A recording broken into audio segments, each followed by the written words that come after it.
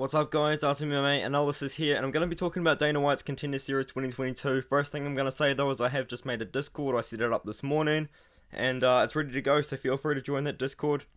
I'll pin a link to join it in the comment and also in the description below. But let's get into the UFC Dana White's Contender Series. I think it's probably pretty fair to say that Dana White's Contender Series 2021 wasn't really the biggest success in the world. A lot of the guys that have been getting contracts have been losing. So hopefully Dana White's Contender Series 2022 can be a lot more successful, and they can sign prospects that will be having great futures. Like, don't get me wrong, we've got some great fighters there. We've got Jake Hadley, who is yet to debut, and we've also got Jailton Almeida. But there's been quite a few guys that have been fighting, and they've come off Dana White's Contender Series, and they just haven't found that success yet. A lot of these guys are losing their debuts, unfortunately, and I think that's a pretty fair comment to make, and I think a few of you guys would agree with me on that there. But it seems like Dana White's Contender Series 2022 is going to be a thing. Season 6 is going to be launched in the summer, and it seems like we can probably expect a July start. This Nolan King guy here from MMA Kings said that the paperwork has begun to go out, and a July start is probably expected. I just wanted to talk about this, and I'm very excited. You guys know I love Dana White's Contender Series. I spent a lot of time researching the cards in 2021.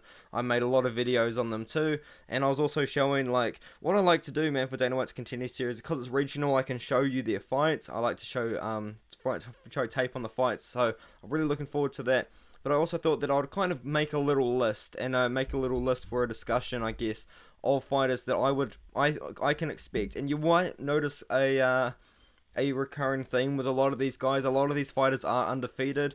A lot of these guys are champions in other organizations, but a lot of these guys haven't been there in PFL or Bellator or those other major organizations. They're still fighting on the regional scene, probably looking for a big step in. Also, one thing I'm going to note is I don't really have any bantamweights to middleweights, because if you look at ranking MMA, UFC already has a lot of those, but they are running low on heavyweights, light heavyweights, and flyweights, and women's bantamweights. They've only got about 40 fighters in those divisions, so that's the list that I've compiled. I think that we can expect a lot of heavyweight signings from Dana White's Contender Series 2022, and if we're going to start off, man, and also one thing I will say, I don't know if I said it already, a lot of these guys are probably UFC ready already, but because Dana White's Contender Series 2021 wasn't the most successful season as of these guys losing their debuts in the UFC or not looking too great. I've picked guys that I think are already UFC ready, or potentially UFC ready, and you'll see what I mean here. So the first one here, I'm going to be talking about a heavyweight prospect called Kuril Konolov. He's only 30 years old. He's a heavyweight. He's already developed a record of 12-0, and that is not a padded 12-0. He's been in there with some very good guys. I mean, he hasn't really tested himself against the highest of high levels, but ever since the start of his career, he has been fighting pretty high level competition. I mean, he debuted against a guy that was 12-5.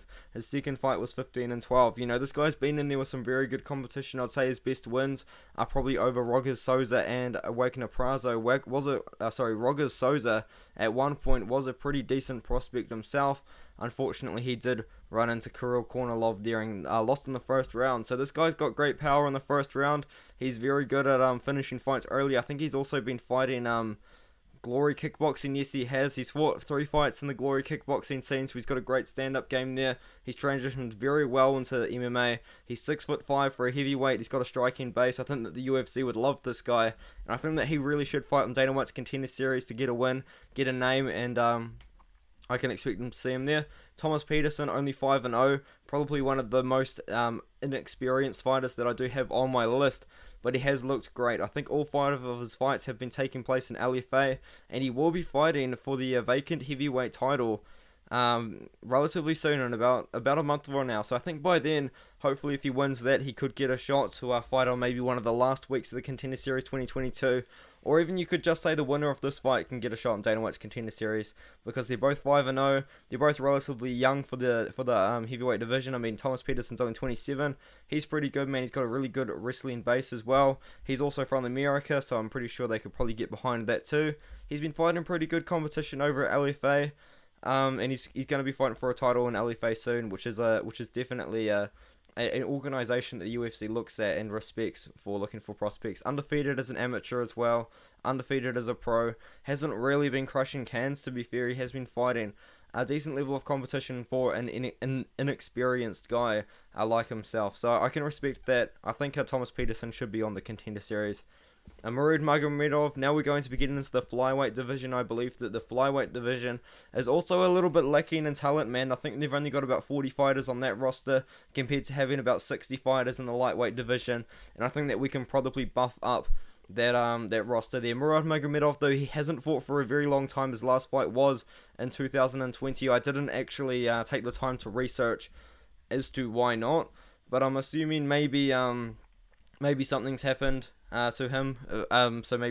But anyway, my point is, man, Magamirov, he's got the Magamirov surname. He's 11-0. He's from Russia. He's a flyweight as well. He's fought really good levels of competition on the regional scene. I mean, he fought Zephyr Shang, who recently fought on Dana White's Contender Series 2021 and lost a very close split decision, I believe. I mean, you could probably put Zephyr Shang on there again if you really want to, because Zephyr Shang, I do believe, is probably UFC level at this point, man. He's 33-8. He's a very respectable record, but that's not what we're talking about here. And he's flyweight too, so I don't see why not. But anyway, we do need more flyweights in the UFC. We need more heavyweights in the UFC. I think Magamirov would be a great addition. He hasn't fought since 2020 though, so this could be an opportunity for him to come back and get another fight. And it's not uncommon for Dana White's Contender Series to be bringing in these guys that haven't fought for a very long time, so it's not like it's impossible. Charles Johnson, LFA champion, I believe, at the moment at 125. He is 31 years old, so he's an older prospect, but I do think that he's got it in him to make a little bit of a run in the UFC. One of his most recent losses did come to Brandon Royval, who we all know is very good, and at the moment is a top 15 opponent in the UFC. He's also got wins over some pretty good competition such as Yuma Horiuchi. He beat the undefeated Kali Pangilian recently, and he also defeated Carlos Mulder in the 5th round. So he's shown to have good cardio. He's shown to be able to fight 5 rounds. I think that if Charles Johnson's able to get a win in Dana White's Contender Series, I think that he would be a great addition to the roster. Now another guy that isn't that experienced, but I think that does have a lot of potential, potentially a guy that you could build up slowly, or maybe just wait for Dana White's Contender Series 2023. Fumi Nkuta, an American prospect here, 5-0 at the moment. He's only 26 years old as a flyweight as well, and we do need flyweight prospects, and he's young, man. You can sign him and he's going to be young, so he went 4-0, 5-0 as an amateur. Now he's gone 5-0 as a pro. He just recently captured the Cage Fury FC belt. He's also fought pretty good levels of competition on the regional scene. Alberto Trujillo, Miguel Junior and Jason Eastman aren't really bums on the regional scene, man. And he also fought Miguel, took him to the 4th round, so he's showing that he's got cardio. And I believe he took Jason Eastman to a 4-round decision. Interesting, but still, I mean, the point is, man, he's got cardio and he's shown that he can hang in the UFC. Sorry, in the later rounds. So I think that he could be a pretty good addition to the UFC roster. He's only 26. Maybe you could wait a little bit longer, but I think that he's showing that he's good. Azamat Kirifov, 15-0, definitely ready for the UFC. There's absolutely no doubt in my mind. The UFC really should have signed this guy a while ago. They probably should have signed him at least a couple of years ago now, because if you look at the guys that he's been beating on his way up, man, I mean, he started his first few fights fighting guys that weren't incredible, but now he's got 5-0 win, 22-4 when he was 8-0, 14-2, 11-4, 14-5. Maybe he's on an exclusive contract to ACA, but as soon as that runs out, maybe just chuck him straight into the UFC or put him on Dana White's Contender Series. Just whatever happens, man. 15-0 is not a joke of a record, and it's not a padded 15-0 whatsoever. So I genuinely believe that we need to get this guy in the UFC, because I do think that he could definitely pose some problems to a lot of the guys there. He's very good. I don't actually know how old he is, but he's good, and we definitely do need to have him in the UFC, in my opinion. As for Vita Petrino, now we're looking at the light heavyweight division. As I said, the heavyweight and light heavyweight division does need a little bit more guys in it, I guess you could say. Vita Petrino, I think, is one of those guys that would be a great addition. He's only 24 years old, so he's going to be a very young prospect. He's a light heavyweight and he is undefeated. He has lost before to Daniel Fajea on the amateur scene, but since then he has bounced back and now is undefeated. Now, the thing about this guy, man, his record is a little bit dicey, to be honest. His first couple of fights he fought in Brazil, and they weren't really against the highest level of competition. In fact, most of them aren't really against good competition, but he has been finishing them for the most part in the first round. He fought a former UFC fighter in Magamirov Gulov, and he finished him in the second round. So in UAE Warriors as well, which is a very respectable promotion.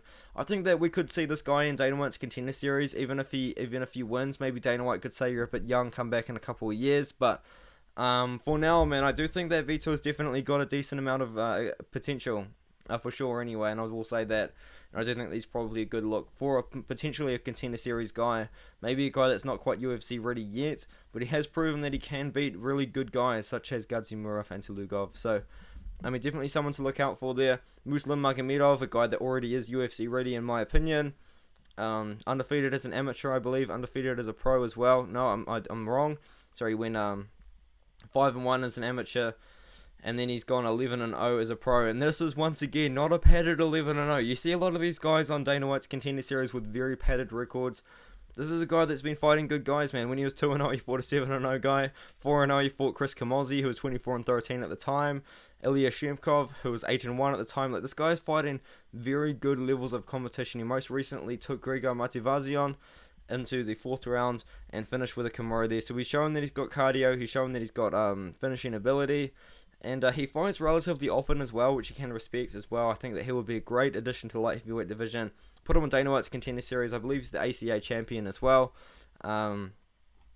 Yeah, put Muslim Magamirov, in the UFC. He's only 27 as well. Definitely got a lot of potential to make a good run, in my opinion. I think he's great for Dana White's Contender Series. I think he's one of those guys that you want to see on Dana White's Contender Series because he'll get a win, and then he'll have a little bit of hype coming into the UFC because of that. Now we'll get into the last two fighters that I've got. I've got two females here, two bantamweights, I believe, that Daria.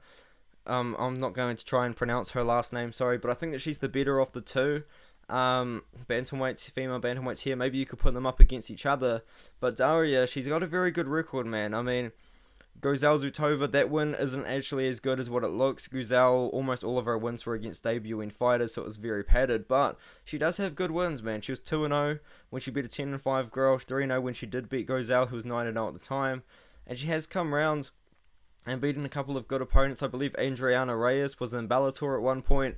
She is fighting recently decently high levels of competition, and she is also only 26. I think that if the UFC gets her in the female bantamweight division, she could definitely be competitive there, and I think that she would be a good addition.